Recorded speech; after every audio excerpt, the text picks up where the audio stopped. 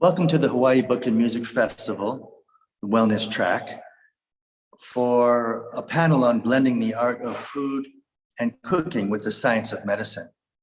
I'm Dr. Ira Zunin, Medical Director of Manakai Malama Integrative Healthcare Group and Rehabilitation Center, focusing on bringing together the best of modern medicine and traditional healing arts in a collaborative fashion. We just hit 20 years this year. This hour will be looking deeply at our relationship to food. First, from a macroeconomic standpoint, what is happening globally, what is happening with respect to climate change. And then we'll be looking at the illnesses we find when our food is not healthy, is not healthful.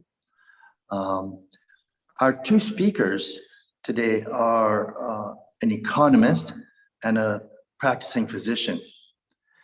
Dr. Michael Roberts is a professor of economics at the University of Hawaii, Manoa, and has done quite a bit of research focusing on the effects of agriculture policies and impacts of climate change on agriculture and commodity pricing. Dr. Jeannette Qablawi is a family medicine doctor practicing at Manakai Malama. She is also fellowship trained in integrative medicine. Her passion is culinary medicine, which is really about blending the art of food and cooking with the science of medicine. We'll start out with Professor Roberts, just giving us a big picture of what is going on with our food sources. Professor? Okay, thank you for having me here. I'm actually looking forward to learning more about cooking and health, which is really not my expertise, but I've been studying agriculture for about 20 years and spent about 7 or 8 years working actually for the U.S. Department of Agriculture, doing research there. So I'm going to talk about things from a very big picture perspective. Actually, my former agency, the USDA Economic Research Service of USDA, is a fantastic place to find statistics and data and some reporting about agriculture in the United States and around the world, and about a lot of the government policies that food policies, from everything from food stamps to obesity to health to agricultural production. And they do a nice job. But anyway, I'm just going to talk about things from a very 30,000 foot level, and I'll come down a little bit by the end, I hope. This is a graph I've put together with a colleague for some of our papers, where we tried to take total production of the 4 biggest crops in the world that feed people, which it's kind of astonishing that about 75% of the caloric source of food really comes from these 4 crops: corn, soybeans, wheat, and rice. The United States happens to be one of the dominant producers in this area as well. And over the last 15 years or so, you see an expansion of corn there. A lot of that's actually going into our gas tanks these days. Most of the corn and soybeans are actually fed to animals, and that's where most of our animal products come from. So, of course, there's lots of other crops, but these tend to drive world commodity prices and food prices. That's the raw source. It is astonishing. We've converted these, the production, into calories, and they count the calories in terms of billions of people that you could feed, based on 2,000 calories a day. It's a very crude estimate, but I think it's interesting because it allows you to see how much this growth has been relative to, say, population growth. Population was about 3 billion in 1960, and today it is about 8 billion. And you can see that this has grown quite a bit faster than population. It's now over 8 billion, and it was considerably less than 3 billion back in 1960. So this is how we fed the world. Most of this has come from growth in output per acre, actually productivity growth, not so much, a little bit from expansion of land, but not so much. It's really breeding of new seed varieties, lots of fertilizer and chemicals with lots of environmental consequences from that we are struggling with today. Anyhow, as a result, food prices have really fallen. Today, we spend a lot less on food as a share of our budget, at least on average. This isn't true for everyone. This isn't true for the lowest income households, but on average, we've spent steadily less and less of our income on food, despite the fact that we're eating a lot more. We're eating more richer foods, kind of better foods. We eat more meat, we eat more, kind of high expensive food, and especially more food away from home. We eat a lot more away from home than we do at home. We don't cook it as much as we used to. So that's kind of interesting. Now, one thing that's important, prices for these commodities, one thing that's pretty interesting, this graph, production looks really smooth, but that's kind of surprising to some because prices for food, and we've seen that recently, can be incredibly volatile. And so some of us are really worried about what might happen with climate change. And this is focused on the two biggest crops in the United States, which kind of drive world commodity prices, corn and soybeans, are incredibly sensitive to extreme heat. This shows a relationship between productivity and heat, and you basically fall off a cliff in productivity when it gets very hot. And we kind of discovered this nonlinear relationship and found clever ways to estimate it. And people have used this extreme heat measure now to estimate impacts of climate change for all kinds of things. But it shows that, you shift that temperature distribution up, which is the main impact of climate change. It's pretty ominous because the productivity can really fall off a cliff, opposite of what we've seen in history. And since prices are so sensitive to how much we produce, that's kind of ominous, and we worry about it. When there are negative shocks, bad things can happen. This is an example from the last big price spikes we had before the real recent ones, but back around 2008 and 2011, we had some really big price spikes, mostly stemming from incredible demand growth from Asia. And it was basically a catalyst for Arab Spring, which has caused all kinds of problems in the Middle East and North Africa. I don't know if you remember a bread seller set himself on fire in Egypt. And so you can see that these conflict events and riots are highly correlated with what's happening to food prices. Now, at the same time, we struggle with not having enough food or high-priced food sometimes. Overall, we seem to have too much, and we have this relentless growth in obesity in the United States. This kind of breaks things out nationally by gender. But it's pretty bad and pretty relentless trend up in terms of our weight. It is kind of interesting to see how some of these trends break out. In some respects, men are worse than women. In some respects, women are in worse shape than men, but it's just kind of bad all the way around. What does this look like in Hawaii? I think it's kind of interesting. Hawaii is one of the better states. We're not as bad off as some of the others, but it looks like we're starting to look more and more like the national average. Although it is important that these are the statistics, these show different age groups. In Hawaii in 2011, the amount of obesity that we had, and then in 2020, more recently. So things are getting worse, even in the last decade, when I think we've been more worried about sugar and a little bit more worried about what we've been eating. But it's still getting worse nationally and locally. And but one caveat here is that the statistics for Hawaii are pretty noisy. They're not as accurate as the national numbers because they have smaller sample sizes. But this is a global phenomenon. This is true absolutely everywhere.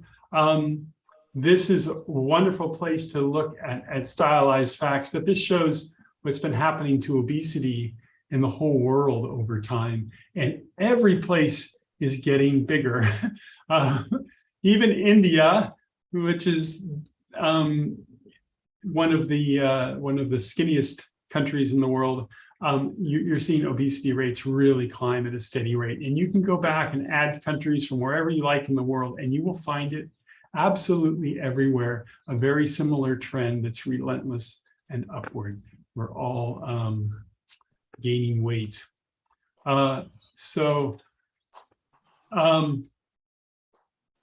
What's causing all this? A really influential professor at the University of San Francisco, University of California, San Francisco, in 2011 started a real big campaign going against sugar as being toxic, and we have added sugar in everything, and sugar sweetened beverages.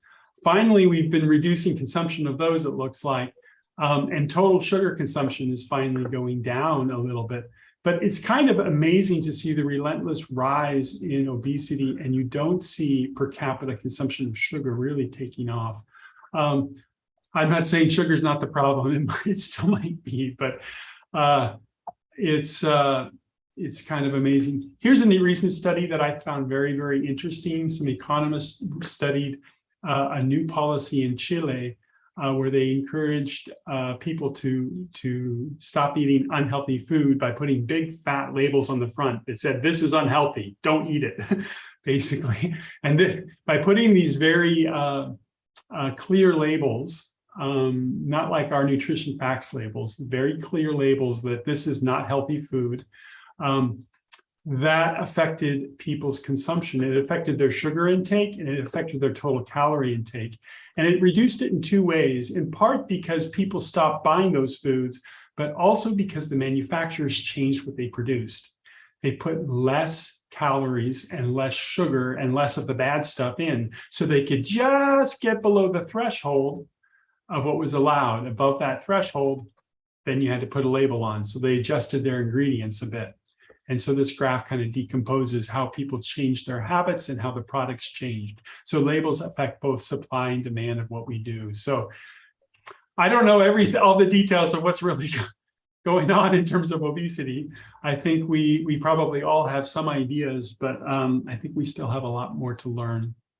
I'm gonna, and that's it. That's all I'm gonna leave there, but I'm happy to expand on any of this in discussion. Thank you so much, Dr. Thank you, Roberts. Professor.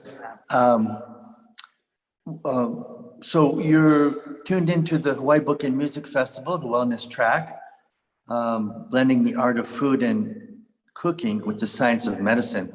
We've just heard from Professor Michael Roberts, an economist who focuses on the effects of agricultural policies and the impacts of climate change on agriculture and commodity pricing.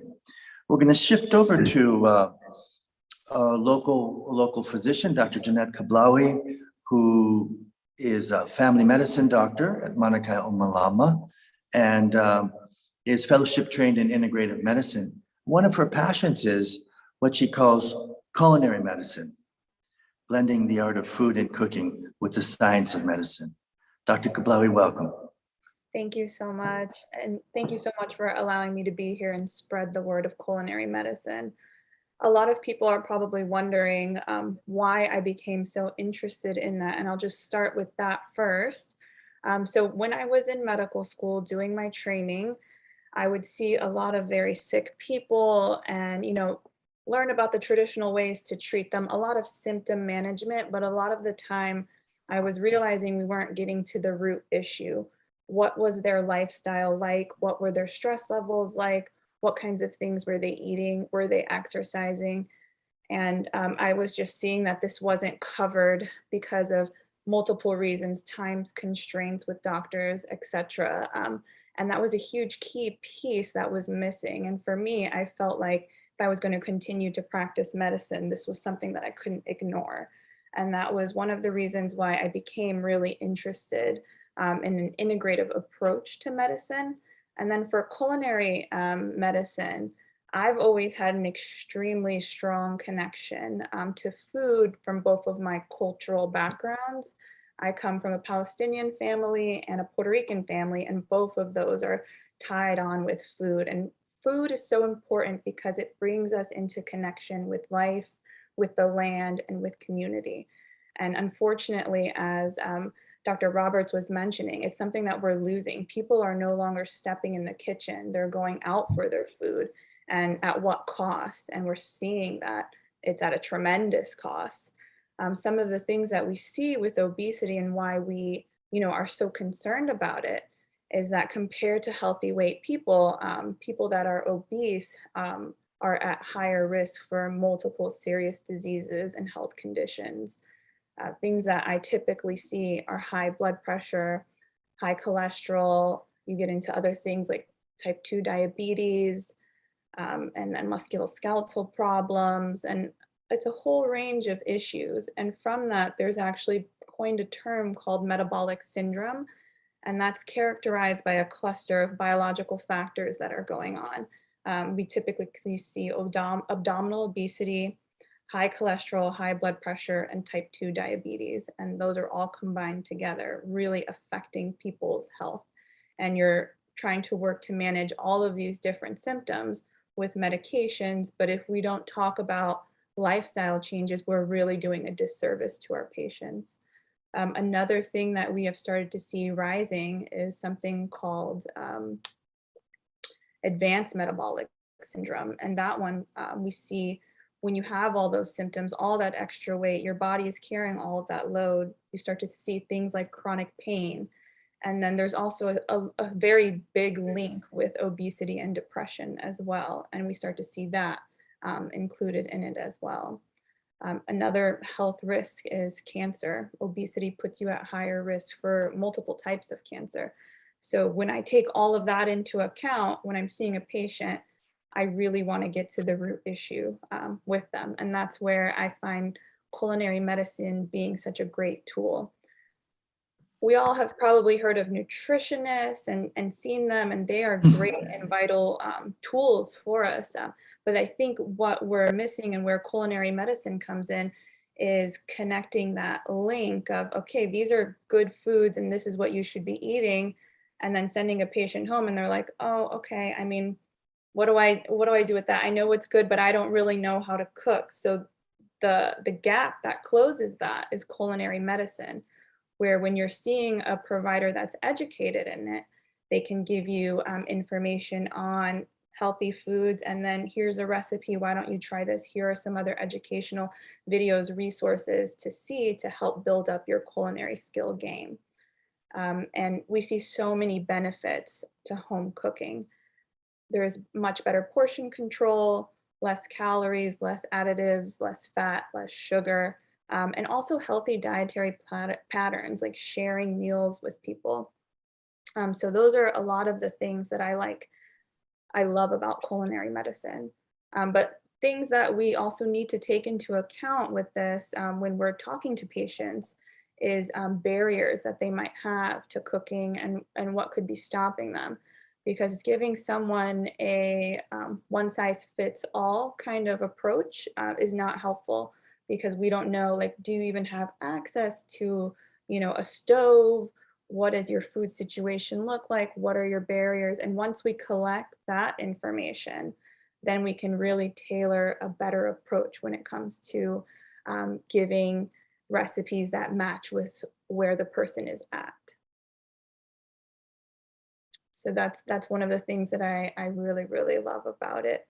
And what is kind of, sad that I've seen too is in medicine, we don't really get much education on nutrition at all. And this is something that as physicians, if we're interested, we have to kind of look it up ourselves and educate ourselves, which is great. But I do think that, med school, residency, there's so much opportunity to start adding more lectures on nutrition and culinary medicine and these amazing new things that are happening. So I can kind of go through like a little case of what I would do if someone came in and they were interested in starting culinary medicine counseling with me. So what I envision is multiple sessions and seeing the patients. And when we first come in, it's more of analyzing what's going on. with their diet. So it's a lot of talking about current barriers to healthy eating. And then the next thing is assessing, do they even know what a healthy plate looks like? What's that mean to them? And then kind of getting a little more information about what their cooking skills are. And I've seen patients who have like never picked up a knife before to cook, to the range of people who have pretty great experience with cooking. And then the next thing is to make sure we're creating short-term goals related to building these healthy plates. And the plan is once after the visit too, they'll get educational material on culinary medicine recipes and things they could do.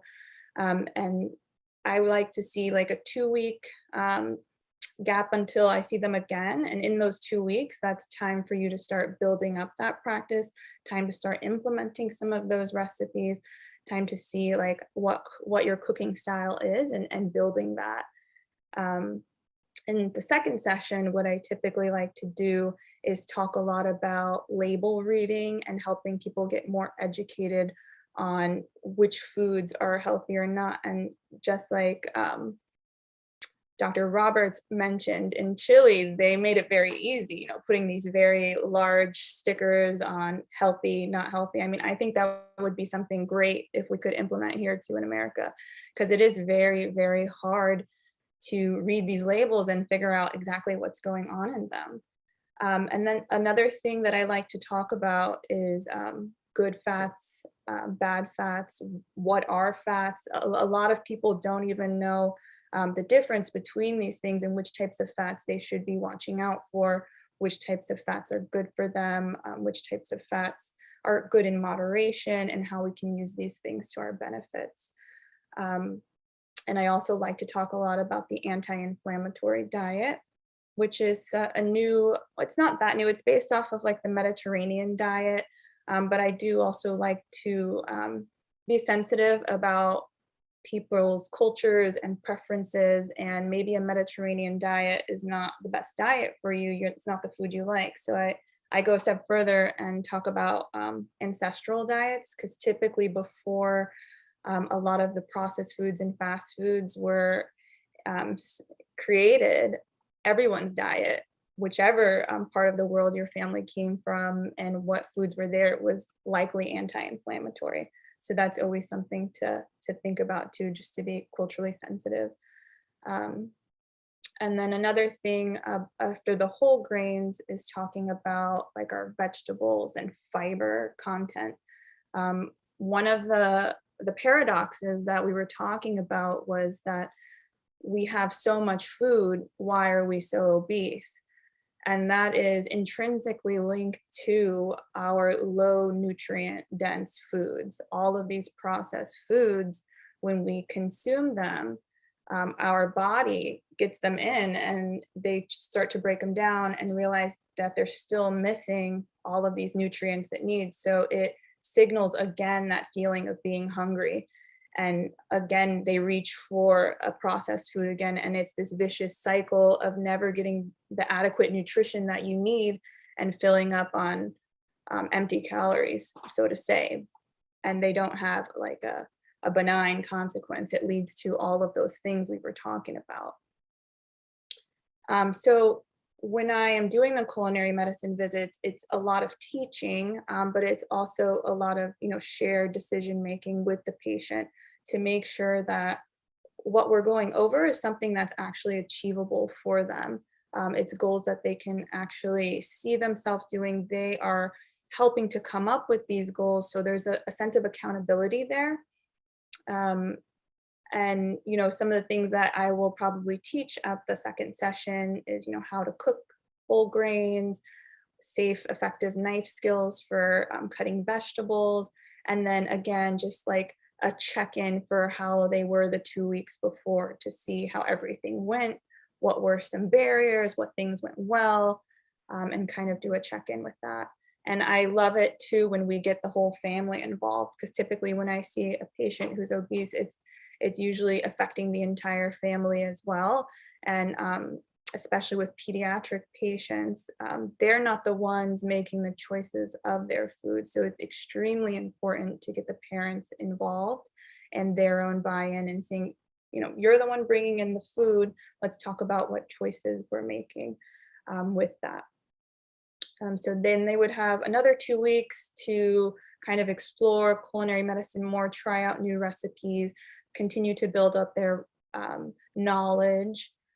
And then for the third session, when I see people, we talk a lot about meal planning, because a barrier that I typically see from people is, I don't have enough time to cook. That's the thing that's really causing the issues.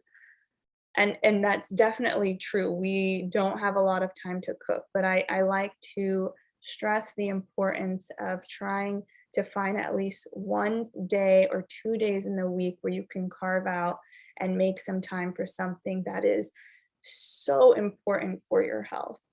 And once the wheels kind of start turning and people are like, okay, this is like really what needs to be done, I start to see, like, you can see that's when that switch happens, and it's a beautiful thing. We talk about the meal planning. So in that sense, you're able to make multiple meals throughout the week, and then time is not so much of an issue. The other thing we talk about is grocery shopping, because that can be extremely intimidating as well.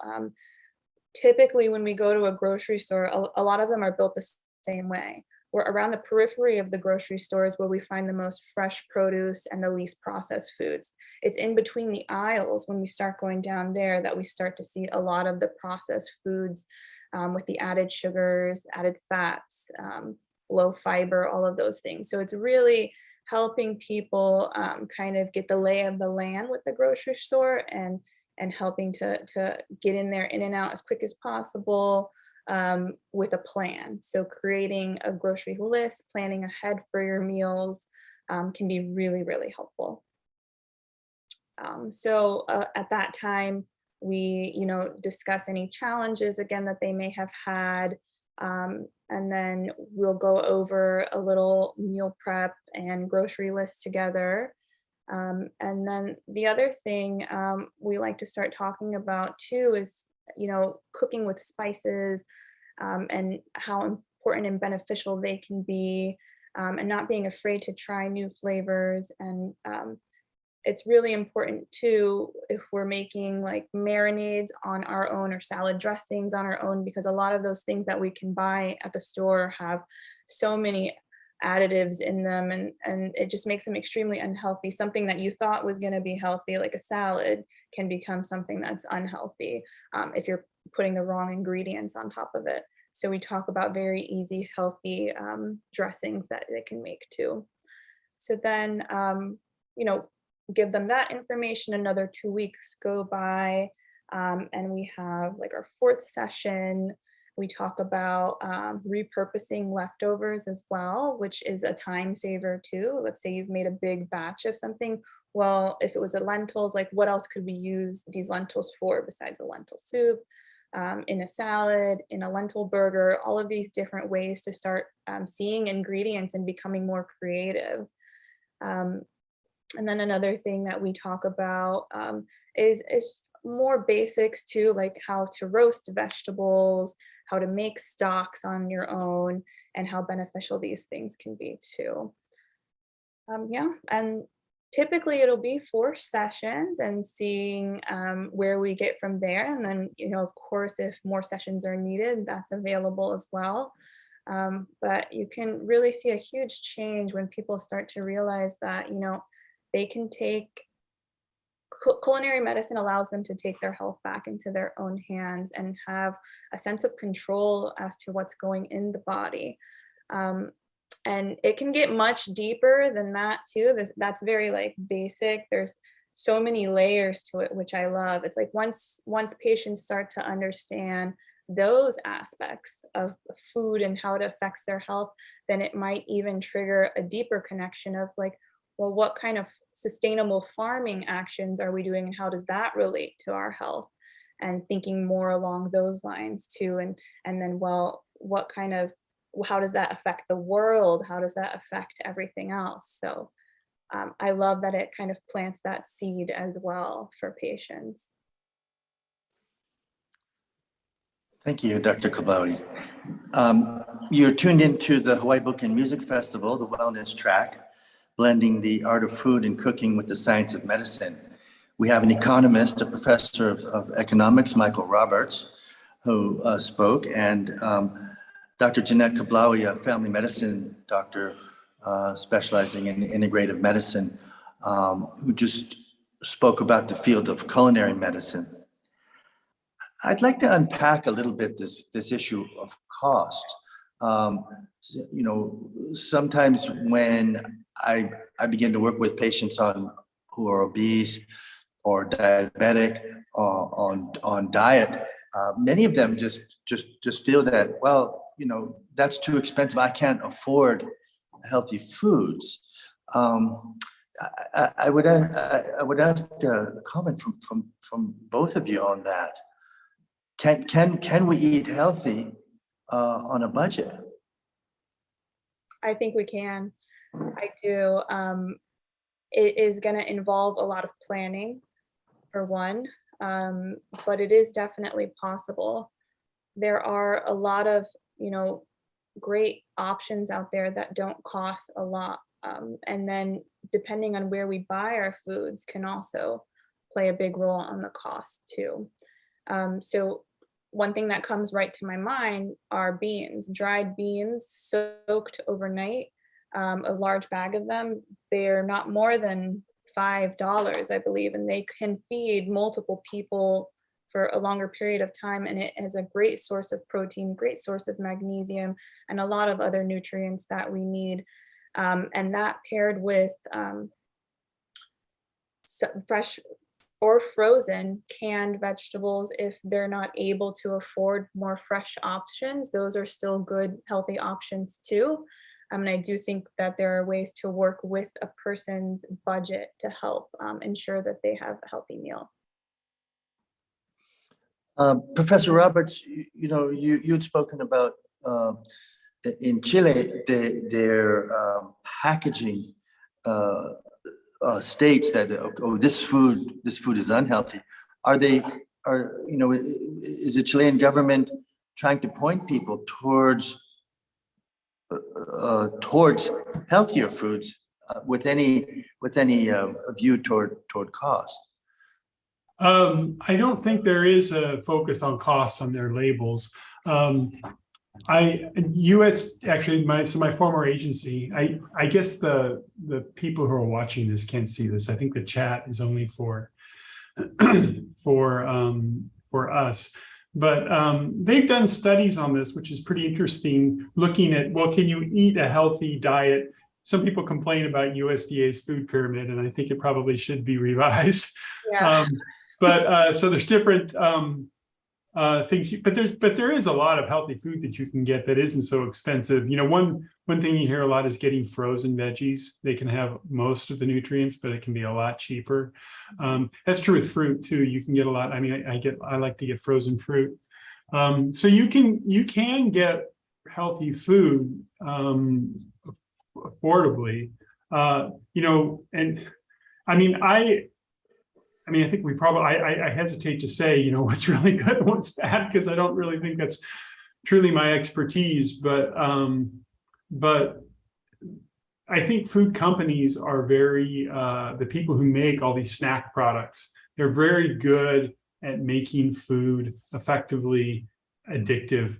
They spend countless, you know, they get lots of people together, they pay people to come into their laboratories and try all these different things, and they try to get the spiciness just right and the crunch just right and every little aspect of this, and that the flavors stay in your mouth for so long but then start to go away to get you to want to eat more and more and more and more.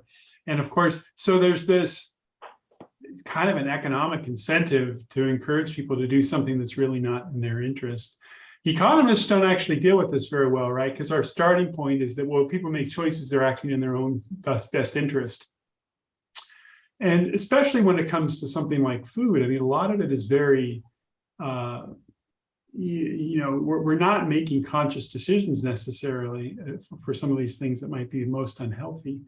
But if it's really cheap food that tastes really good and you just can't stop eating it, it's pretty hard. I mean, I have a 3-year-old. She keeps going to the snack drawer and grabbing stuff out of there. Mostly she likes the nuts, which I think is pretty good. She eats a lot of nuts. We have a lot of nuts, but she also, as soon as, if there's snacks in there that are unhealthy, she finds those, and it's nonstop, right? So yeah, I think these are very difficult and delicate problems. I love what Jeanette's doing. I think you need but I think we all need to look very seriously at this. I mean, it is a worldwide phenomenon that's just pervasive. And I don't know where it goes from here. You think that at some point the curve's going to start, bending, but it doesn't seem to be anywhere. It's incredible how relentless the growth in obesity and has been and continues to be. Yes, all of the health problems that we have. It's amazing, actually, the life expectancies, at least most of the time, in most places have been rising despite this, because we have such good medicine. Yeah. Good medicine. I would have one thing to add about that. The life expectancy is definitely going up, but at what cost? It's like quality of life measures are much lower. And I definitely would see this when I was working in the hospital. We were doing everything to keep, people who were, for lack of better words, kind of falling apart back together, and with what quality of life. It's really, something that we need to take a deep look at as a society. Yeah, I mean, these are social costs too, right? I mean, the cost of insurance for everyone, the cost of medicine in the United States is just extraordinary. Mm-hmm. These things so much should be preventable, and people can live better lives, right? And it's a fraction of the cost. I mean, the food cost is nothing compared to health costs. I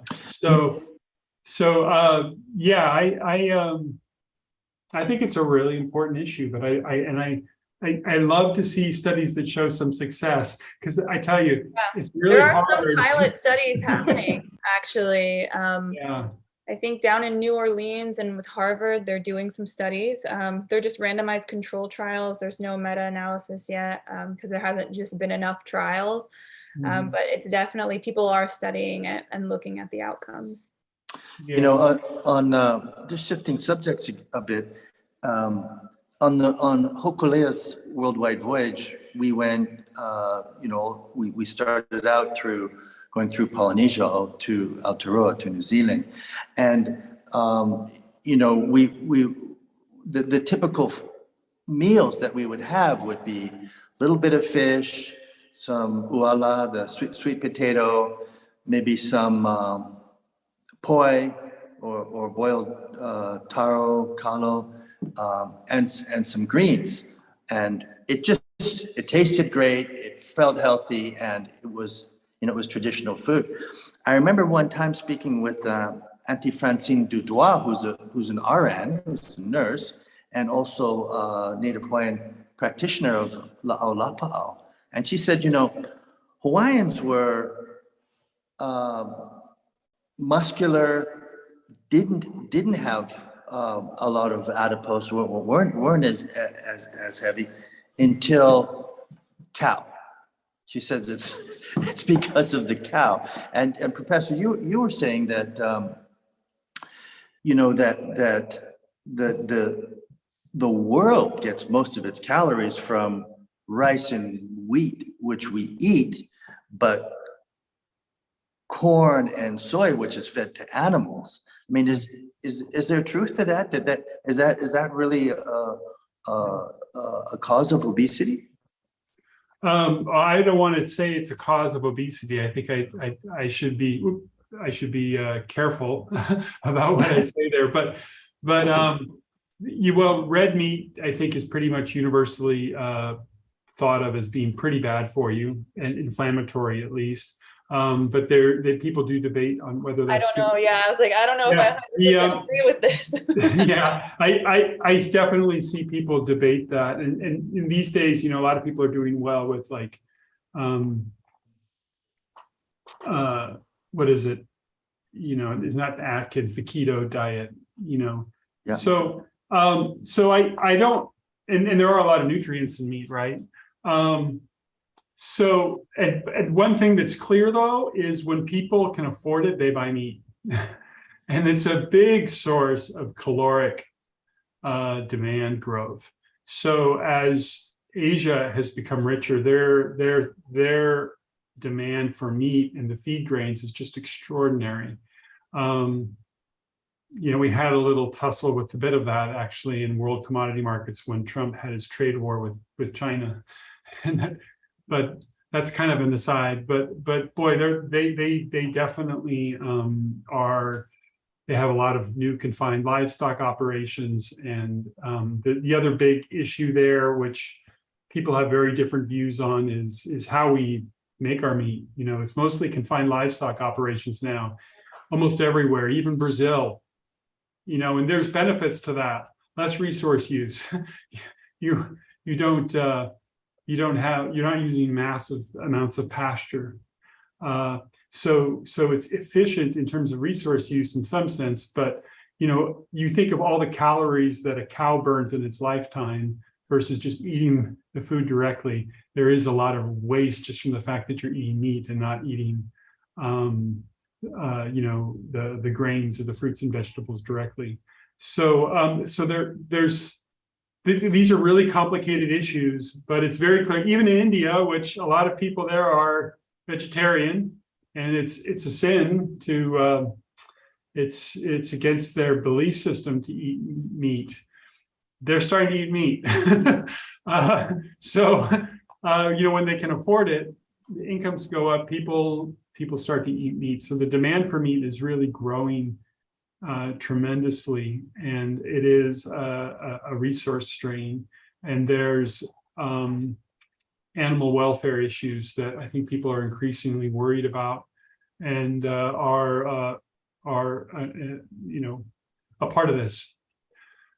People definitely need to be worried. If you've ever seen some of these videos about what these confined livestock operations look like, I mean, it's pretty disgusting. And furthermore, most of the farmers are actually under contract. They're almost like indentured servants to the processor. Mm-hmm.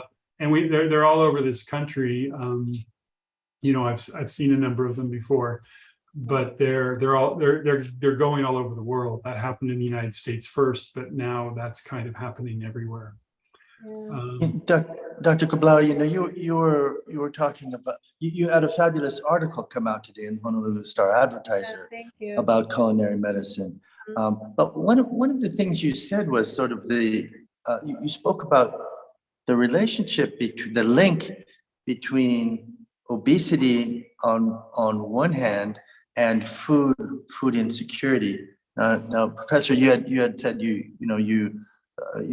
feel that we need to be a bit more crisp on our definition of food insecurity, but if we were to define it as just people really needing to spend a larger, kind of an outsized portion of their total income on food. What is that? What is that link? I mean, you would think, right, that if you have more resources, you're going to eat more and you're going to weigh more, but that's not necessarily the case, is it? Yeah. Do you want to say? I don't know quite how to handle that. I think food insecurity is usually defined at USDA.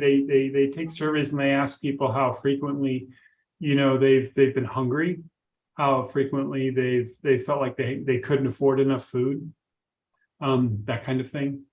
So there's those kinds of surveys, and they do track things like that. You can also think of food security. I mean, around here in Hawaii, people think we need to grow all our own food in case a disaster comes along and knocks off the trade routes. How are we going to feed ourselves? Because we import most of our food. I think that's less of a concern. I think you need to really think about, okay, what events are you worried about? No one produces all their own food. Food comes from everywhere now. Everything comes from everywhere now. Everything's built in 10 different countries. But we do face risks. We do face real risks. I mean, what if there is a hurricane? What are we going to do? We only have so much storage on the island, we should have contingency plans in place that are very detailed to deal with, we should brainstorm and think about all the things that could happen and make sure we have contingency plans. I mean, so I think that's food security. There's worrying about not us, but everyone else. I worry about that Arab Spring. I worry about a climate crisis. I worry about a lot of things that could bring about, we sometimes get commodity pricing bubbles. In 2008, rice prices went up fivefold inside of about 4 months.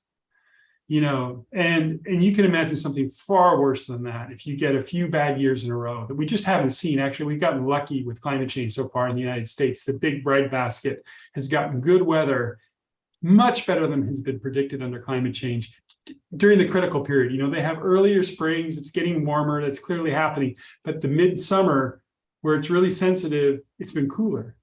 So we've been getting bumper crops. And I think people are taking that for granted. If we get a few bad years in a row, I mean, it's hard to tell how high prices will go. Inequality actually creates a lot of food insecurity because we don't even notice a food commodity price spike. Did you notice that? I mean, I guess all our prices went up recently.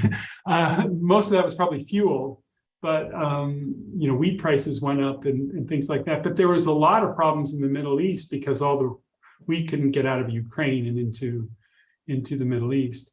So if places that are poorer don't get food because prices go up and the food that's available is eaten by the rich countries, the crises that could happen in the poorest parts of the world are a little terrifying. And the shock doesn't have to happen in those areas. It could happen in the Midwestern United States. In fact, that's probably the most important because what happens there affects world food prices more than anything else. So you have a drought in the Midwest, the farmers get rich because they have high prices. The most profitable year for farmers in the last 15 years was probably 2012 when they had a massive drought. And because the prices go up more than the quantities go down. And so the farmers did great. We shouldn't worry about the farmers, but people in Africa really go hungry. So to me, that's a big concern. To me, that's like a big food security issue on a global scale. And it's the thing that kind of haunts me more than anything else. If you start wars, what are the repercussions of a massive food price spike if that happens? So yeah, you can think about this stuff on many different levels. I would say though, for the masses of the world, for the most part, the overall trend is food is cheap and we're eating too much of it. And it's not just that the food is cheap, but the way we've created foods that we love to eat, but our bodies which were shaped, during hunter-gatherer times, not in this modern world, are giving us the wrong signals about how much we should eat and what we should eat. And we've got this huge health problem because of that. And so I don't know how to fix it. I mean, I think these efforts are fantastic, but for the most part, we've been trying to beat this back for a while so far. The only thing that I've seen that really works is, I don't know, bariatric surgery, which is just awful. Dr. Qablawi, it sounds like, so many times when patients come in and they know they need to lose weight, it's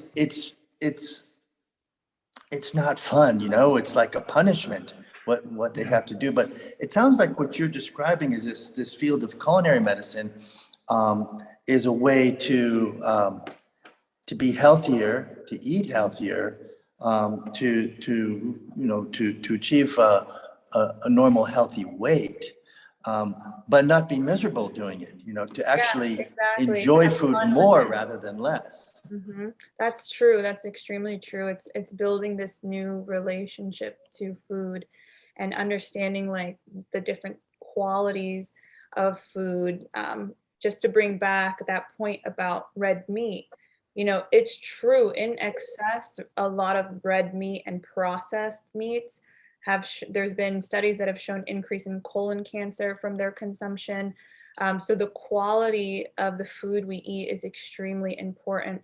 And like you were saying, animals that are raised in more of this farm factory setting, I don't touch that meat at all. And I recommend, patients to not to touch that meat. It's better to save up some money to buy a higher quality meat and eat less meat and be more plant forward than to have this poor quality meat every day.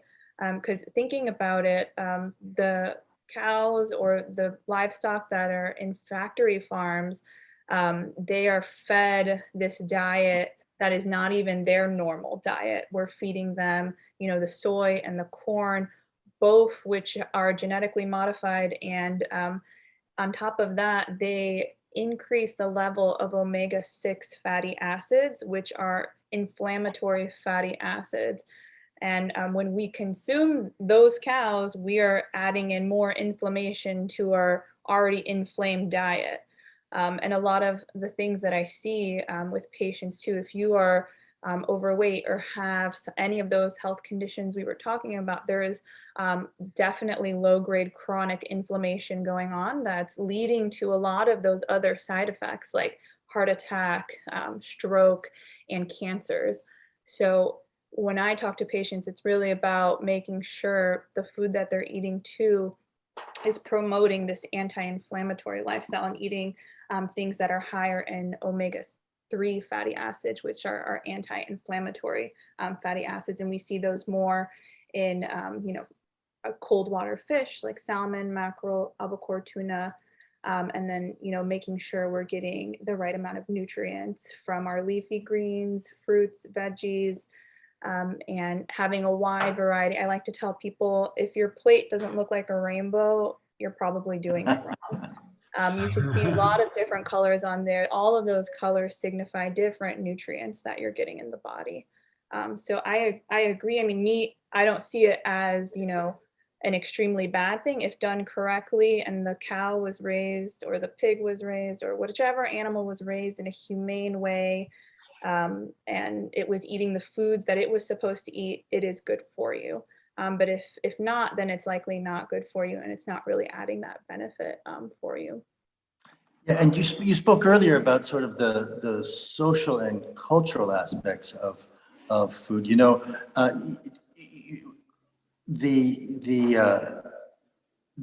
It's always struck me that in many ways the American view of food is more transactional. And okay, well, you should eat an apple, so go get an apple. But that apple could have been grown in the Central Valley of California, or and whatever it was sprayed with, and all the time it took to come over on a container ship.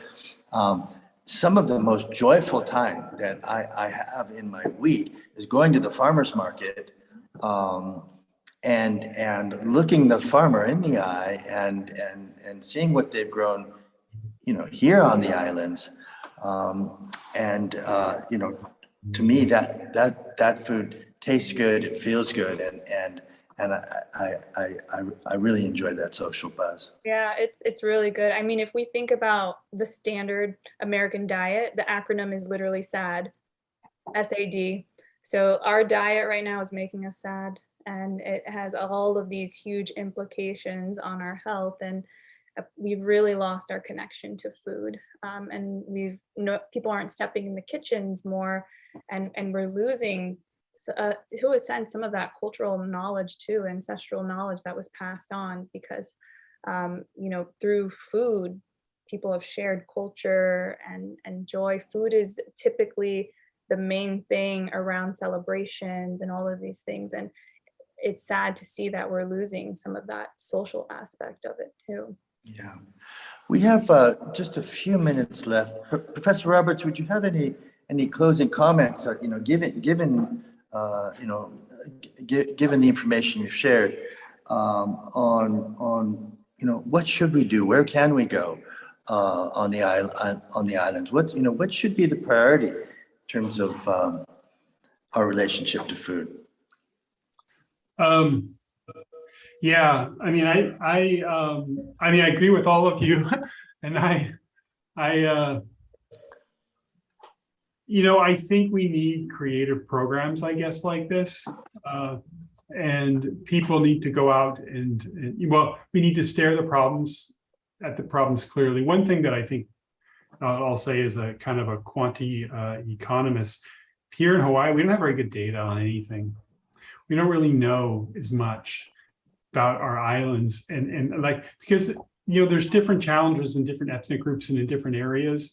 And we don't have very much information on it because the samples, they don't come here, and they don't sample enough. And so we don't really know, but we need to track these problems. And second, try creative programs like Jeannette is doing. And then we need to see if they're really working. We need to do experimental trials, and we need to get creative people trying different things and track outcomes. It is a crisis. I agree, and I don't know what the answers are, but I think we do need to do a lot more and really try to figure out what works. Is that within the scope of UHERO of your research to be able to to look at a program with a certain strategy with an adequate sample group and kind of outcomes? Or we could work with other groups that do that. I mean, it takes a lot of resources to do good survey work. I do think that it's possible that USDA would work with Hawaii if we wanted to increase sample sizes, but we probably have to aid funding of that. I do think that trying to expand current surveys or find some institutional mechanism, because building up surveys and data collection is such a huge process. So that if you can do it, if you can build on institutions that are already there but inadequately funded, and to build up sample sizes, this is kind of a pervasive problem. Agriculture is really big here, and it's a really big problem here because agriculture is kind of small. But we wrote a brief on this pretty recently. And we kind of quantified how much we don't know. Here's what we know, but all these numbers have huge error bands on them because even with the best data, even the census of agriculture is really messed up. It's got big problems. So thank you. We don't know. We need to collect. Thank you. That's great to hear a professor of economics in a state of humility. Thank you so much. Dr. Qablawi, any closing comments? I mean, I found so much of what you shared to be inspiring. I mean, just kind of a ray of sunshine in terms of how we can manage weight, solve metabolic syndrome through shifting our relationship to food in a way that's fun and satisfying. Yeah, definitely. Yeah, it's like we know the answer. It's now just implementing the strategy, and that's where it gets a little harder because of the built-in habits and conditions that need to be, just broken and expanded upon. But I'd be remiss if I didn't leave you guys with a recipe. So I would love to give out a recipe that I typically give to a lot of my patients. And I call it nice cream. You may have heard of it before. It's a great substitute for ice cream, and it's much healthier. And it contains a lot of delicious ingredients. So I'll just tell you the ingredients. It's only 4 ingredients, very simple and easy to make, and just give you some rundown of why each ingredient is healthy, a little fact. So we typically start with a banana base, and bananas are high in potassium and fiber, and they're going to be your sweet aspect of it. And then you can try a nut milk. I do tell people to be very mindful of any added sweeteners that are placed in plant-based milk, so checking that label. And if you would like to use, a full dairy milk, you can, just making sure it's coming from a grass-fed cow and it was ethically sourced. And then I add avocado, which is filled with healthy monounsaturated fats. And then the last thing, this is a matcha flavored ice cream that I'm making. I add matcha powder, which provides antioxidants, caffeine, and a protein called L-theanine. And all of those are supportive for mental health, cognition, focus, attention. So it's a pretty simple recipe. You're going to take three frozen bananas. I prefer organic, but if you cannot get organic, regular is fine. A half of a ripe avocado, can be frozen or not frozen, and then a fourth cup of dairy milk and a half a teaspoon of the green matcha powder. And you That just sounds blend like a great recipe. blend that up, pop it in the freezer, and then you got some nice cream. Awesome. So we've had an hour with a deep dive at our relationship to food, blending the art of food and cooking with the science of medicine. Roger, did you want to make a closing comment? Thank you both, Dr. Qablawi, family medicine physician. You can actually see Dr. Qablawi with your insurance and go through the culinary medicine program. And thank you, Professor Roberts, on all the critical, vital information on food from an economic standpoint. Roger? Yes, well, I think the first thing is your clinic should devise a cookbook. I'm in the publishing business. I think it's in the making. Very good. Yeah, I'll buy it. Will you edit it, Roger? Yes, a lot of people would buy it. Anyway, thank you very much. An extremely informative session and an important one. It was recorded and it will be broadcast to Facebook and also to YouTube. And it's almost immediately accessible in the Better Tomorrow Speaker Series website, where we have our own channel, and you could get it there. And eventually it'll end up on our, likely edited on our website, and it'll stay up for at least a year. Excellent. Wonderful. Well, thank you, everyone. It was a great session. Final message, which is Yes. we do hope to be in person next year, and for that to happen, we need a lot of wonderful funding. And so I want to bring to your attention that we have a fundraiser on January the 26th. Please put it in your calendar. And I will be reminding everyone of this almost daily for the rest of the month. Thank you again very much. Aloha. Roger, thank you for your excellent work these many years for the Hawaii Book and Music Festival, the Festival of Ideas. Thank you so much. So Thank you all.